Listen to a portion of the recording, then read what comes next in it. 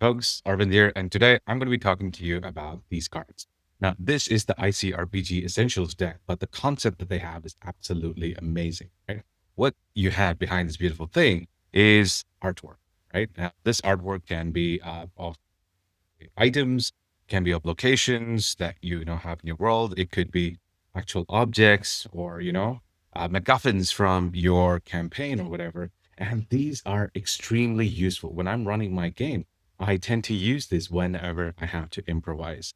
I am not a big fan of plotting out the whole thing in advance and making sure the players follow the whole story the way I've envisioned it. I want to put the player first. I want to build the experience around players. Now, obviously, this tool, ICRPG Essentials deck, is very, very useful. It has great art and comes like in like two big boxes like this, right?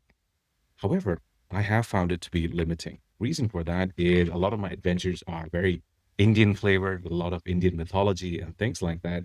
And when I hit that sort of a block, I decided like, you know what? Maybe I can draw too. Right? And that's what I ended up doing. I got index cards and I started drawing stuff. It's not good art anyway, but it is effective, right? So I got like a spear here, I got some blow darts, magical unguents, voodoo dolls, but I also have stuff like, say, the Hollow Stone, right? Which is a recurring place in my adventures. And I have the Garrison, which is agnostic enough that I can drop it into any adventure I'm running. I also have like a recurring inn called the Skiddy Wheel. But I also have like Indian flavor stuff like the fish stall and a couple of other things like the temple and the flower stall and the shrine and things like why I've made this video is to help you understand that if you've been running maps, let's say they're printed from the internet, or maybe you got them Procter Arcana, maybe you size them up with Arcana tools, whatever it is, right? You've been working with a very fixed and, dare I say, constricting approach to giving your players an understanding of the world, right?